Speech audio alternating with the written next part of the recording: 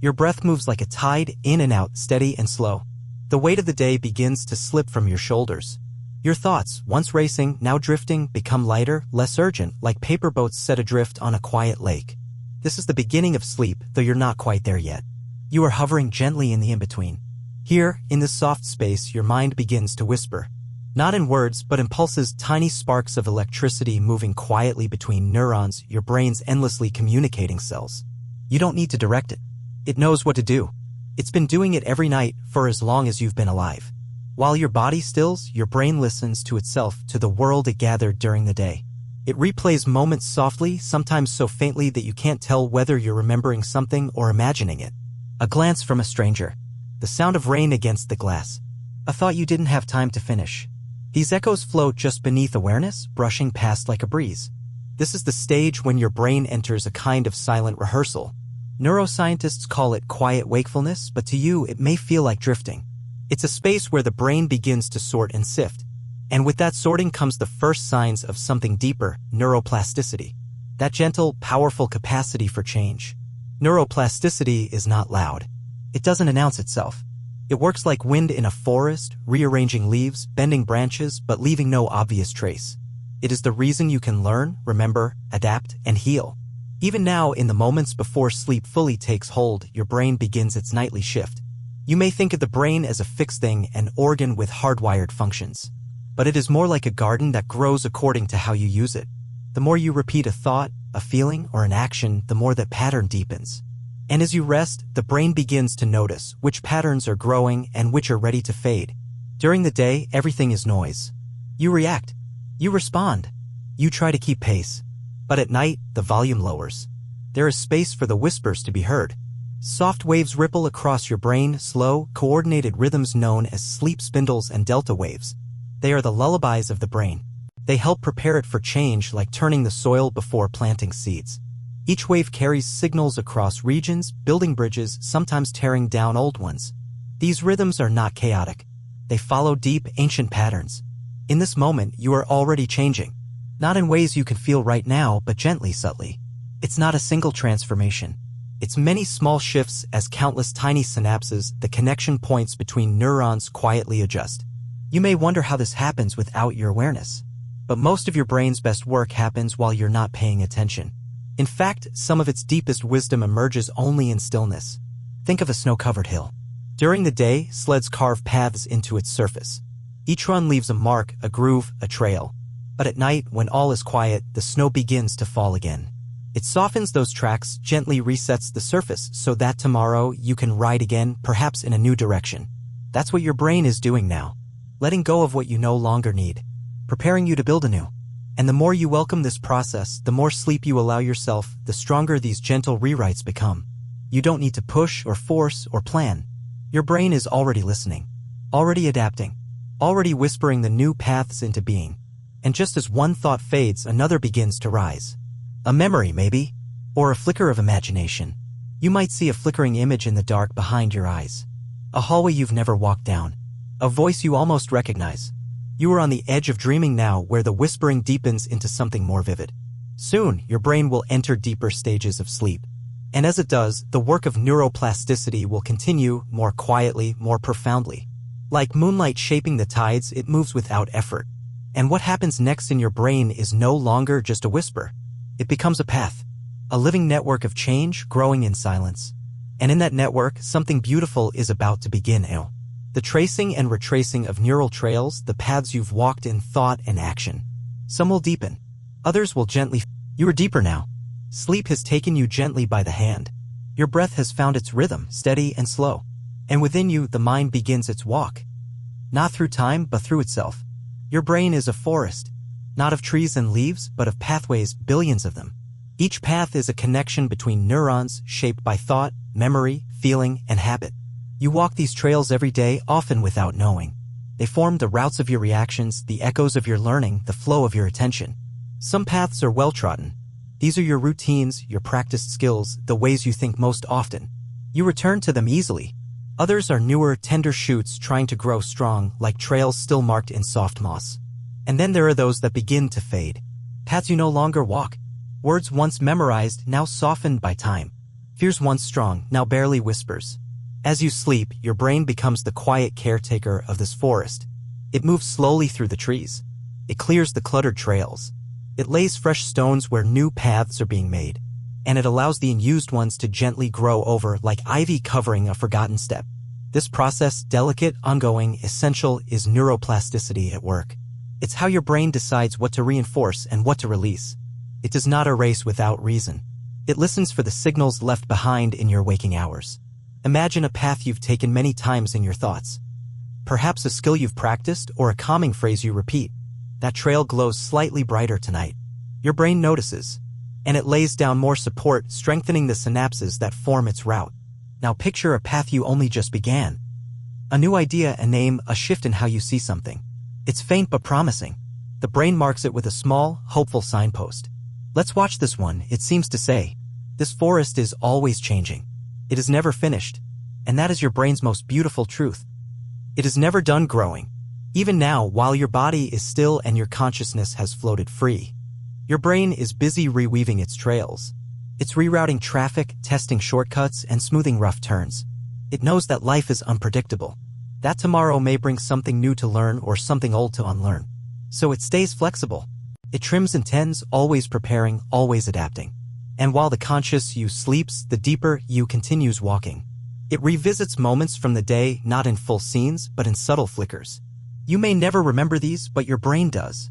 It uses these flickers to decide which paths are useful, which ones are harmful, which ones might grow with time. Think of an anxious thought you've held onto lately, a worry you revisit again and again. Even in sleep, your brain remembers that path. But here's the gentle truth, it doesn't just follow it blindly. It begins to look for alternatives. It may test softer routes. It may start carving out a new path, slightly calmer, slightly wiser. And if you practice kindness in waking life, or reflect with even a moment of clarity, your brain takes note. It marks that spot. It begins to grow toward it. Because neuroplasticity is not just repetition. It is choice. And every night, your brain chooses which directions to grow. Deep within the folds of your cortex, your brain's wrinkled surface. Glial cells assist in this process. They act like caretakers, removing old debris, clearing space for change. Neurons stretch tiny branches toward each other, called dendrites, seeking connection. If two neurons fire together often, their bond strengthens. This is how trails grow deeper. Fire together, wire together, neuroscientists say. But even this wiring is not permanent. It can be undone, rewritten, refined. You are not stuck in the patterns of your past. You are not bound to walk the same mental trails forever. The forest changes, and you, gently asleep, are changing with it. Tonight, as you lie in stillness, your brain's forest rustles quietly with activity. Invisible work is being done. New branches reach out. Old trails soften beneath a blanket of unneeded thought. Somewhere deep inside, a pathway that once led to fear now takes a gentler turn. Another, tangled by confusion, begins to clear. A trail you barely noticed before begins to glow faintly, as if inviting you to follow it tomorrow, with curiosity and care. This is why sleep is not an escape. It is a return to the mind's inner forest, where you can grow unseen. And when you wake, you won't remember each change. You won't need to. You'll simply feel a little more prepared, a little more capable, a little more open to walking new trails. And as the forest grows behind your dreaming mind, you begin to enter the part of sleep where sculpting begins, where memories are not just routed, but you are deeper now, beyond the whisper, past the winding trails. You have entered a space of true stillness. Your breath is slow and steady, like the rise and fall of gentle tides. And within, something remarkable has begun. Your brain becomes the sculptor. It doesn't need tools in the way an artist does. No chisel, no stone. This medium is you. Your memories, your thoughts, your experiences. All day long, you collect impressions. Some you notice, like a word you tried to remember, or the way someone looked at you just a little too long. Others pass without awareness. A turn of phrase overheard, a feeling that sat quietly beneath your smile. They all wait here, in the quiet of night, ready to be shaped. Your brain begins this work slowly. It moves with care. Old memories are laid out gently, like stones ready for polishing. New experiences are more fragile, soft clay, still wet, still forming.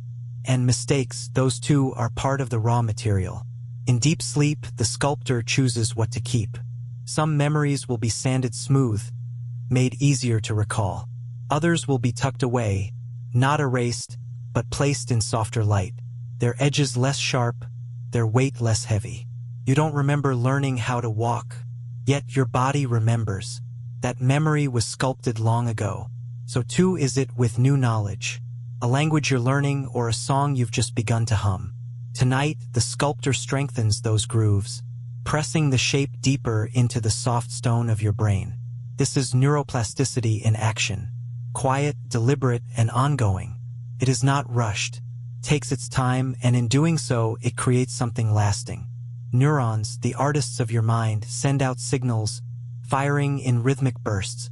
When these bursts repeat, the connections between them grow stronger. It's as if the sculptor sees a promising line in the stone and traces it again and again until it becomes form. But not all carving is about keeping. Some is about letting go. Memories tied to shame, to regret, to old fears, they too are held at night, not always to be removed, but to be rebalanced. You may have heard of emotional memory, how the body remembers what the mind forgets. That's not just poetry. It's biology. Your brain uses deep sleep to prune what is no longer needed, to smooth the jagged edges of emotional experiences, to allow you to wake not untouched by hardship, but softened by understanding. The amygdala, your brain's emotional fire alarm, becomes quieter at night. It steps back, and the sculptor takes over. What remains is less reactive, more refined. The same way a rough sculpture begins to show the outline of a face, your emotional world becomes more defined, more human, less overwhelming. And while this reshaping is underway, your brain does something else, practices. It replays movements you're learning, a piano scale, a yoga pose, the flick of a wrist in painting. But not physically, silently. This inner rehearsal strengthens the neural patterns that drive skill. The sculptor doesn't just create form, prepares function. Athletes improve their performance in sleep. So do musicians, dancers, even those solving math problems. Your sleeping brain does not rest idly. It rehearses the future, and it does so without fear. In sleep, there is no failure, no judgment, only the gentle repetition of possibility. Imagine clay being shaped in darkness. There's no spotlight, no performance. Only the quiet forming of what might come next. And just as a sculptor steps back to admire a piece from afar, your brain steps back too. It lets some memories fade to the background, where they can rest until needed. They don't disappear. They simply sleep deeper than you. But there is another kind of shaping, more delicate, more hidden. It is the shaping of identity.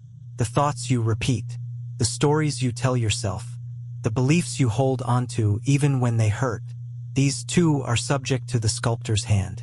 If today you practiced self-kindness, or if someone reminded you that you matter, those impressions begin to take form.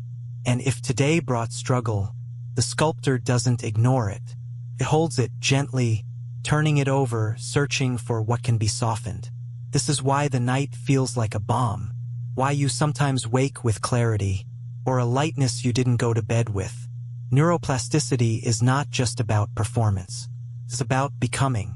And tonight, as you rest beneath the quiet curve of dreams, your brain is sculpting the you who wakes tomorrow.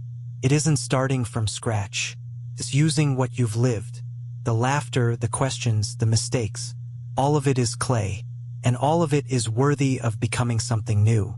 The sculptor works without praise, without deadline. Its tools are time, rhythm, and silence. And now, as this deep stage of sleep continues, its work becomes more intuitive. It shifts from shaping thought to welcoming something stranger, softer, more symbolic. Soon, the brain will open to dreams, the next layer of its creative process. You are drifting now, deeper still. The sculptor has stepped aside, and something more fluid begins to stir. The stage of REM sleep is drawing near, and with it comes the dream. Your eyes, though closed, flicker gently beneath their lids. Your muscles rest, soft and still. But inside, your mind begins to dance. This is the realm of vivid dreams. where reality bends and time folds in upon itself. Here, your brain becomes a storyteller. It gathers pieces from the day, scraps of memory, threads of emotion, and weaves them into something new. The settings may shift. You are walking down a hallway that never existed, talking to someone you haven't seen in years, flying, falling, searching for something unnamed. And though the story may not make sense, there is meaning behind it, always meaning. In dreams, your brain rehearses life. It replays experiences, not as they happened, but as they felt. It tests responses. It plays out what if and what then. It helps you prepare for challenges you haven't yet met, a conversation you avoided, a decision you're unsure about. They may appear here in symbolic form, acted out by familiar faces or strange landscapes. Dreams don't explain things clearly. They explore. And in that exploration, healing begins. Your brain uses dreams to regulate emotion. The amygdala, the part of your brain tied to fear and arousal, lights up brightly in REM sleep. But the chemicals that normally trigger your body to act on fear are suppressed. So the fear becomes a story, not a signal. A feeling to be observed, not obeyed. This is your brain's quiet magic. It turns pain into metaphor. It lets you relive something safely, so that when you wake, the weight of it is lighter. Even nightmares serve a purpose. They confront you with fear, but they also offer resolution. You may wake startled, but with a nervous system that's just a little more settled, having rehearsed the storm in a space of safety. Dreams are not random. They reflect your inner landscape. Not just memories, but the way you feel about those memories. Your brain sifts through emotion like light through leaves, looking for what still lingers, what still asks to be seen. And not all dreams are dramatic. Some are quiet, gentle echoes of the day. A walk you took, a book you read, the sound of someone's laughter, replayed in a scene that never happened, but still soothes something deep inside. The hippocampus, the brain's memory gatekeeper, and the neocortex, where knowledge is stored, communicate closely during REM sleep. This is how new memories find their place, how old ones are reshaped. Sometimes the dream is the brain's way of asking, is this still true? Does this still hurt? Can we see this differently now? And sometimes the answer is yes. Creative insight often comes in dreams. Writers, inventors, scientists, many have found inspiration there. Because in dreams, the usual boundaries dissolve. The rules of logic bend. Ideas collide that would never meet while awake. Your brain allows for what it cannot allow by daylight. It makes strange connections. It risks new thoughts. It surprises even itself. And while you float in this dreaming sea, your body remains still. A kind of sleep-induced paralysis keeps you safe, preventing you from acting out the dream. You are held gently in place, so that your mind can roam freely. There is beauty in this design, a protection of the body, an unlocking of the mind. And as you continue to dream on, image by image, feeling by feeling, you are not just remembering or rehearsing, you are restoring. REM sleep restores your emotional equilibrium. It helps you reset. It gives your waking mind a lighter load to carry. In the same way a forest releases its excess heat through the canopy, your brain releases the emotional heat of the day. The dream is the opening, the release. And in the softness of night, you let go of what you do not need. You may not remember the dream, but your brain does. It keeps the lesson. It keeps the healing. The stories you dream may never be told, but they shape you all the same. You are not just asleep. You are being rewritten, emotion by emotion, image by image. And soon as this dreaming phase eases into the next cycle of rest, your brain will shift its rhythm once again. From story to structure, from metaphor to memory, beneath the surface of your sleeping body, your brain flows like a river, steady, purposeful, and deep. You do not feel it, but the current moves through you. Everything you learned today, each new word, observation, gesture, or skill, has entered the stream. Even the smallest things, the color of a door you passed, the pattern of a voice you overheard, the moment when something finally made sense. These moments do not simply vanish into the night. They are gathered and carried, drawn into the current of your brain's memory system. And now in sleep, they begin to find their place. Learning is not complete when the lesson ends. It completes itself in rest. In these quiet hours, the brain begins to sift what matters, what to keep, what to let go, and what to connect with something older, so that knowledge deepens into understanding. This is what the brain does best. It integrates. The hippocampus, curved like a seahorse deep inside your brain, plays a central role. During the day, it records the events of your waking life, capturing moments like footprints in soft sand. But sand is not stone. And without reinforcement, the tide of time can wash the memory away. So at night, the hippocampus begins a process known as memory consolidation. It revisits the fragile memories it collected. It sends them outward to the neocortex, the outer shell of your brain where long-term knowledge lives. Like moving treasures from a tent to a house, this shift gives memory a place to stay. But it's not just storage. The brain begins to organize. It looks for patterns. It weaves the new into the fabric of the old. A new word you learned today might link to a story you read months ago. A face you saw might echo someone from years before. Connections are forged that would be impossible in the rush of the day. And all of this happens without your effort. You sleep, and still you learn. Even procedural memory, the memory of how, strengthens in sleep. Typing, throwing, dancing, driving. The steps you practiced are rehearsed again. This time by your sleeping mind. You are not aware of it. But the motor cortex, which helps control movement, replays the same neural patterns from the day, over and over in silence. This repetition is what deepens learning, and sleep gives it space to unfold without distraction. Just as rivers do not rush in a straight line, your brain doesn't file memories away one by one. It swirls and revisits. It loops, it pauses, it considers. And in those gentle eddies of activity, something surprising happens. Insight. It's why you sometimes wake up with a solution you couldn't reach the night before. Why a problem feels lighter in the morning.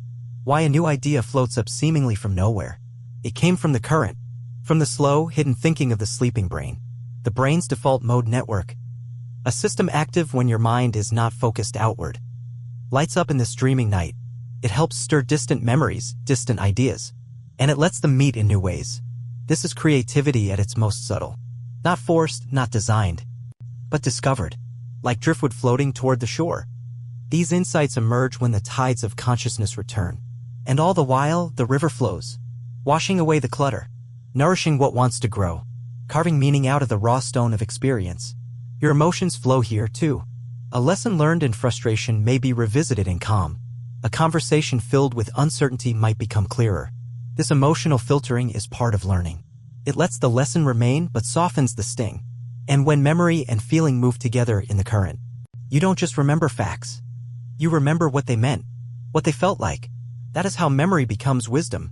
And as your brain moves through its stages of sleep, cycling from deep stillness to the vivid dreams of REM, this learning continues, each phase playing its role. Deep sleep lays the foundation. It solidifies the structures. REM sleep builds bridges between ideas, infusing knowledge with meaning and imagination. And in this moment, as you lie in the dark, your brain is doing what it evolved to do, transforming experience into understanding. No one needs to see it. No applause is required. This process is ancient. It happens in every brain, every night. A quiet miracle unfolding without fanfare. And while you rest, you become more capable, more ready, more connected to all that you've gathered. You are not just resting. You are being renewed. And when the river of learning finally slows, when the brain senses that enough has been woven, it doesn't stop. It turns its attention inward again, toward the builders, the guardians, the silent architects of the mind. Beneath the surface of your sleeping body, your brain flows like a river, steady, purposeful, and deep. You do not feel it, but the current moves through you. Everything you learned today, each new word, observation, gesture, or skill, has entered the stream. Even the smallest things. The color of a door you passed, the pattern of a voice you overheard, the moment when something finally made sense. These moments do not simply vanish into the night. They are gathered and carried, drawn into the current of your brain's memory system. And now in sleep, they begin to find their place. Learning is not complete when the lesson ends. It completes itself in rest. In these quiet hours, the brain begins to sift what matters, what to keep, what to let go, and what to connect with something older, so that knowledge deepens into understanding. This is what the brain does best. It integrates. The hippocampus, curved like a seahorse deep inside your brain, plays a central role. During the day, it records the events of your waking life, capturing moments like footprints in soft sand. But sand is not stone. And without reinforcement, the tide of time can wash the memory away. So at night, the hippocampus begins a process known as memory consolidation. It revisits the fragile memories it collected. It sends them outward to the neocortex, the outer shell of your brain where long-term knowledge lives. Like moving treasures from a tent to a house, this shift gives memory a place to stay. But it's not just storage. The brain begins to organize. It looks for patterns. It weaves the new into the fabric of the old. A new word you learn today might link to a story you read months ago. A face you saw might echo someone from years before. Connections are forged that would be impossible in the rush of the day. And all of this happens without your effort. You sleep, and still you learn. Even procedural memory, the memory of how, strengthens in sleep. Typing, throwing, dancing, driving. The steps you practiced are rehearsed again. This time by your sleeping mind. You are not aware of it. But the motor cortex, which helps control movement, replays the same neural patterns from the day, over and over in silence. This repetition is what deepens learning, and sleep gives it space to unfold without distraction. Just as rivers do not rush in a straight line, your brain doesn't file memories away one by one. It swirls and revisits. It loops, it pauses, it considers. And in those gentle eddies of activity, something surprising happens. Insight. It's why you sometimes wake up with a solution you couldn't reach the night before. Why a problem feels lighter in the morning. Why a new idea floats up seemingly from nowhere. It came from the current, from the slow, hidden thinking of the sleeping brain. The brain's default mode network. A system active when your mind is not focused outward. Lights up in this dreaming night. It helps stir distant memories, distant ideas. And it lets them meet in new ways. This is creativity at its most subtle. Not forced, not designed, but discovered, like driftwood floating toward the shore. These insights emerge when the tides of consciousness return. And all the while, the river flows, washing away the clutter, nourishing what wants to grow, carving meaning out of the raw stone of experience. Your emotions flow here, too. A lesson learned in frustration may be revisited in calm. A conversation filled with uncertainty might become clearer. This emotional filtering is part of learning. It lets the lesson remain but softens the sting. And when memory and feeling move together in the current, you don't just remember facts. You remember what they meant, what they felt like. That is how memory becomes wisdom, and as your brain moves through its stages of sleep, cycling from deep stillness to the vivid dreams of REM. This learning continues, each phase playing its role. Deep sleep lays the foundation. It solidifies the structures. REM sleep builds bridges between ideas, infusing knowledge with meaning and imagination. And in this moment, as you lie in the dark, your brain is doing what it evolved to do, transforming experience into understanding. No one needs to see it. No applause is required. This process is ancient. It happens in every brain, every night. A quiet miracle unfolding without fanfare.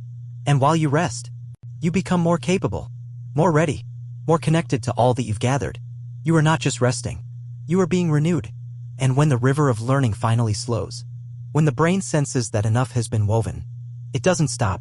It turns its attention inward again, toward the builders, the guardians, the silent architects of the mind.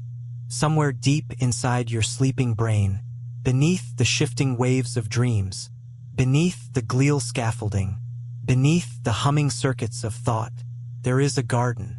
You cannot walk through it. You cannot see its walls or feel its earth, but it is always there, a curved space of memory and meaning called the hippocampus. Its shape is gentle, like a seashell or a curled leaf, nestled in the folds of your temporal lobe, and in the stillness of sleep, comes quietly to life. This is your garden of memory, and tonight it opens its gates. The hippocampus is where experience first takes root. It holds the days of your life like freshly planted seeds, fragile, vivid, full of potential. But seeds cannot stay in the open forever. They must either be nurtured to grow or allowed to return to the soil. And so the hippocampus begins its work. It is not rushed. It walks the rows of memory like a gentle gardener, deciding what to tend and what to let fade. A moment from today, a glance, a sound, a sentence that caught your attention, is examined in the soft light of sleep. Does this matter? Is this useful? Is this meaningful? And if the answer is yes, the gardener begins to weave it more deeply into your mind, sending it to the neocortex where long-term memories grow. There, the seed takes root. But if the moment is fleeting, or if it does not bloom with emotion or importance, the gardener simply lets it go. No force, no judgment. It dissolves like mist at sunrise, leaving only a trace of moisture behind. This is not forgetting. It is pruning. The brain cannot keep everything. It is not a vault. It is a living ecosystem. Too much and it would overflow. Too little and it could not learn. So each night, the hippocampus balances the weight of memory, tends the soil, it makes space, and it does something even more beautiful. It links memories together. A thought from today may be gently tied to a memory from years ago, like vines touching across a wall. This is how meaning grows, not from single seeds, but from how they connect. A lesson you learned in childhood, a face you haven't seen in years, a feeling you once buried. These can rise again, invited by something you barely noticed while awake. The gardener walks slowly, watering what needs to stay alive, allowing what's done to return to stillness. And not all memories are words or images. Some are smells. Some are textures. Some are nothing more than a sense of knowing, a subtle recognition that lingers without name. These too live in the garden, and they are cared for with just as much attention. While the hippocampus works, your brain replays patterns from the day in soft, rhythmic pulses. These are like signals from the roots, checking for strength, searching for connection. The stronger the signal, the more likely the memory will stay. The more emotion it carries, the more carefully it is stored. But emotion does not guarantee memory. Sometimes the pain is too sharp. Sometimes forgetting is part of healing. And so even intense memories can be gently softened in the garden, trimmed at the edges, made easier to carry. This is why sleep can change the way you feel about something. Why a hard conversation may hurt less in the morning. The memory remains, but the thorns are dulled. Your hippocampus knows this work well. It has done it for you every night of your life, even before you knew what memory was. In children, the garden grows wildly, each day planting hundreds of new seeds. In adults, the work becomes more selective, but never less sacred. And as you sleep now, your own garden is alive with silent tending. Some memories are being moved to deeper soil. Others are floating away on the wind. Still others are being gently rearranged, like stones around a quiet pool, to make space for something new. You will not remember all of this, and you're not meant to. The purpose of memory is not to remember everything. It's to remember what matters, so that you can become who you are meant to be. And tomorrow, when you wake, you may feel something shift, a decision made, a detail recalled, an old feeling given new light. That is the garden speaking. This work is slow, its rhythm is ancient, but its purpose is clear, to help you live with clarity and grace. And now, as the night moves onward, and the brain continues its sacred work, turns once again, this time not toward memory, but toward mending, because not all change is learning. Some change is healing. You are wrapped now in the deepest folds of night, breath slow, body weightless, mind far from waking. This is the heart of sleep, the space not only for learning, but for healing. Your brain, ever watchful, knows when you are burdened. It remembers not just facts, but feelings, not just what happened, but how it left you, the ache of stress, the tremble of fear, the hush of grief. And it holds these not to hurt you, but to help you recover. Tonight, as you lie in stillness, your brain begins the quiet work of healing, not with words, not with reasoning, but with rhythm, chemistry, and time. Think of the mind as a woven fabric, each thread a thought, a memory, an emotion. Over time, some threads fray, others not. Sometimes the fabric tears. In sleep, the weaver returns, not to erase the damage, but to gently stitch the torn places, to smooth the weave, to make the fabric strong again. Your emotional experiences, especially the painful ones, leave marks in the brain. Trauma, anxiety, sadness, they live in circuits, echoed by chemical messengers. But sleep provides a sanctuary from the storm. Stress hormones like cortisol dip, protective chemicals rise, and the brain begins to reroute old loops, rewiring pathways that have carried too much too long. The prefrontal cortex, the part of your brain that helps you think clearly, regain perspective and regulate emotions, becomes more active in REM sleep. Meanwhile, the amygdala, your fear center, settles into calm. This balance creates a kind of emotional rehearsal room. Your brain replays events with the volume turned down.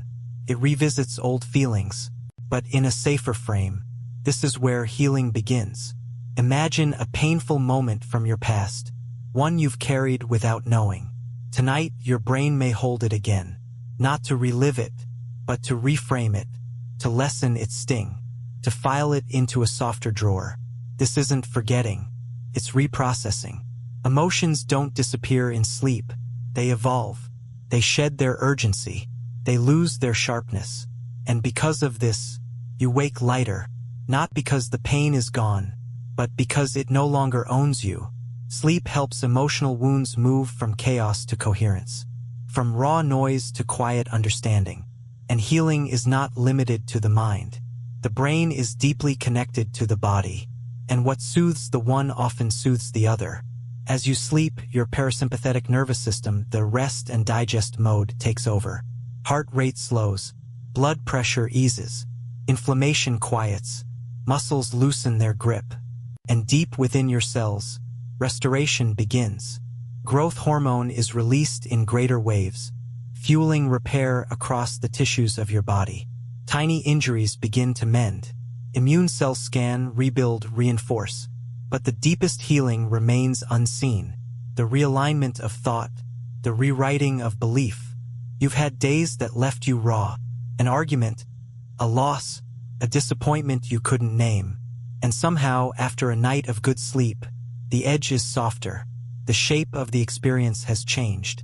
That is neuroplasticity working as a healer. The brain not just learning new things, but learning to feel them differently. A fear becomes a memory. A loss becomes a lesson. A failure becomes a beginning. Even dreams assist in this healing. They don't always tell a story, but they always express. And through expression, the brain discharges weight. Sometimes you may dream of something strange, something that doesn't make sense on the surface. But often what seems like nonsense is your brain's most honest way of speaking. Symbol, metaphor, mood, these are the brushstrokes of dream work. And in the background, glial cells still work their quiet magic, clearing what no longer serves you. The synapses that carried pain too frequently begin to loosen. New connections, gentler, wiser, grow in their place. These are the emotional footpaths of recovery, and they take time. But sleep grants you that time without interruption, without expectation. Even the act of sleeping itself is a declaration of trust. You lay your body down, you surrender your mind, and in return, the healing begins. You don't need to understand every step. You don't need to control the process. It happens beneath awareness, soft as breath, deep as tide. Tonight, the work continues, and though you cannot see it, you may feel it tomorrow. A sigh that comes easier, a thought that lands more gently, a sadness that lets you go. This is not magic. It is biology in its most graceful form. And as the healing deepens, your brain begins to open once more, not just to repair, but to rediscovery. Because within you still lives the memory of rapid growth, of boundless rewiring, of the child's night mind. And now, as healing makes space for possibility, you drift closer to that place, the part of your sleeping self that still remembers how to change like a child. There is a kind of magic you once carried easily, not learned, not practiced, just there. It was the magic of becoming, of building a mind from scratch, of seeing the world without filters and learning it by feel. As a child, every sleep was an explosion of change. The brain, still young, rewired itself constantly, forming new connections at breathtaking speed. In those early years, you were all potential, all adaptation, all raw becoming. Neuroplasticity was at its most alive. Even in sleep, your mind rearranged itself. Language learned during the day would echo in dreams. New motor skills, standing, reaching, crawling, would solidify by night as if by magic. But it was never magic. It was biology working overtime. The child's brain forms synapses faster than it prunes them. Connections bloom in every direction far more than needed. And sleep is when the brain begins to sort and refine, to choose which bridges to keep, which ones to quietly let fade. This is why a toddler who stumbles today may walk with confidence tomorrow. Why a child suddenly sings a song after weeks of silence. Why understanding often arrives not during practice, but after a nap. Night for the child is a time of wiring and rewiring. Growth hormone surges. Memory circuits flare. Emotion is processed quickly and powerfully. And dreams, often vivid, wild, and strange, reflect a brain building its world in real time. But what happens to this magic when we grow? You may think it fades, that adulthood settles into fixed patterns. Routines etch too deeply to change. But this is not true. Not entirely. Though the rate of change slows, the potential never disappears. You still carry the child's gift. It flickers quietly, waiting for space to return. And sleep, especially deep, restorative sleep, gives it that space. Each night, your adult brain remembers how to grow. It remembers how to rewire.